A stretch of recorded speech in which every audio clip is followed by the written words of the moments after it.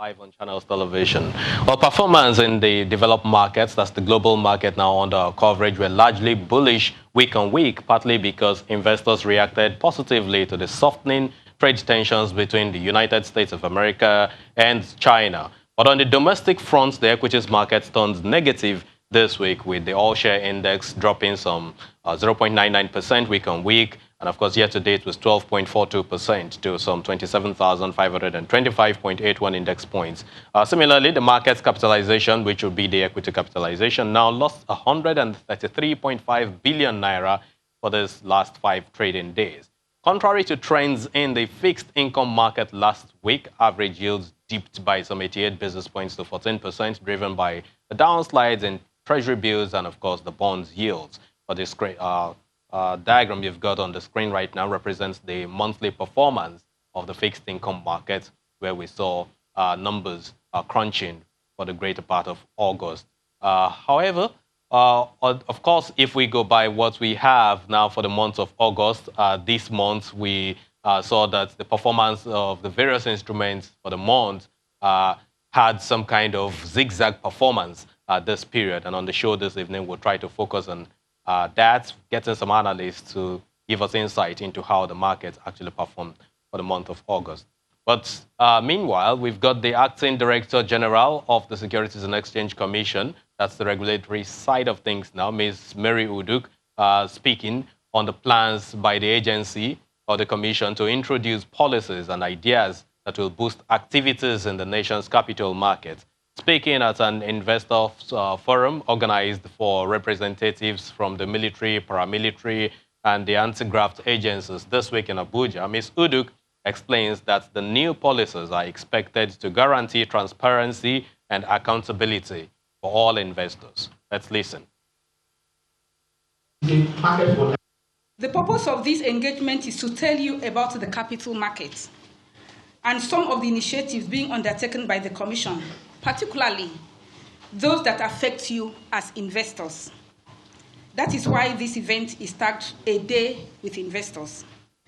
This forum, like many others, therefore affords us the opportunity to engage both the existing and prospective investors among you to ensure that the gains of your participation in the capital market will not be lost. Investor education in the capital market is one of our key strategies to foster investor engagement on financial planning and decision-making. As such, programs like this afford you the opportunity to widen your knowledge about the capital market with a view to increasing your participation. It also creates awareness about Ponzi schemes, which my colleague spoke about, and other sharp practices, which we want you to avoid, like I couldn't avoid MMM during my time. The Commission is making effort at addressing financial literacy and empowerment gaps within our society. This is expressed in the various financial inclusion and literacy initiatives we are currently undertaking in collaboration with other stakeholders. The event today is one of such efforts. The benefit of investment will continue to trickle in to ensure relative financial security, even at old age. Ladies and gentlemen, the agenda for this outreach is to enlighten us about the capital market and the attendant benefit, while also cautioning us against investing in fraudulent schemes that appear mouth-watering, but are actually not capital market products. As the saying goes, all that glitters is not gold. There is no doubt in my mind that the capital market presents a good platform for addressing many of Nigeria's economic challenges. On our part as regulators, we shall continue to introduce new ideas and policies towards developing and regulating a capital market that is dynamic, fair, transparent, and efficient to contribute to the nation's economic development. While it may interest you to note that the Commission has implemented and is still implementing market initiatives from its 10-year capital market development plan, some of these initiatives include recapitalization of capital market operators, e-dividend management system, dematerialization of share certificates. So if you're still having a paper share certificate, you need to do something about it. Meet your brokers about it. direct cash settlements, among others. I also use this opportunity to salute our gallant officers of the military, paramilitary, anti-graft agencies present here today for your role and sacrifices in maintaining the security of our lives and property. This is because without a peaceful environment, no sustainable economic development can be achieved.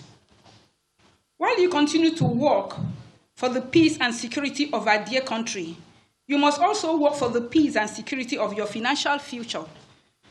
I am happy to inform you that the capital market has a number of products and platforms that can guarantee you this. Ms. Mary Oduk, the Acting Director General of the Securities and Exchange Commission. But let's bring you one of the earnings we've got on our radar. United Bank for Africa announced its audited half-year financial results for the period ended June 2019, showing a double-digit growth in its profit before tax, which increased by some 21% to 70.3 billion naira for the period. In a report filed to the Nigerian Stock Exchange, the Tier 1 lender also recorded an improved profit after tax of 56.7 billion naira, representing 29.6% growth from the same period in 2018.